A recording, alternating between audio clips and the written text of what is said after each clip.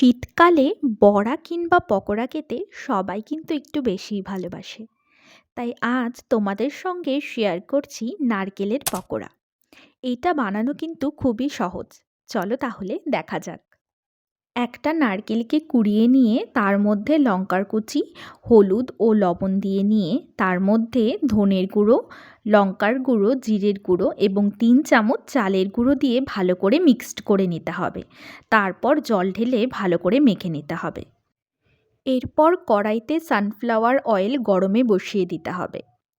আর নারকেল মাখাটিকে গোল কিংবা লম্বা যে কোনো শেপে দিয়ে নিতে পারো। তেল গরম হয়ে এলেই সেই বড়াগুলোকে এক এক করে ছেড়ে লাল লাল করে ভেজে তুলে নিতে হবে।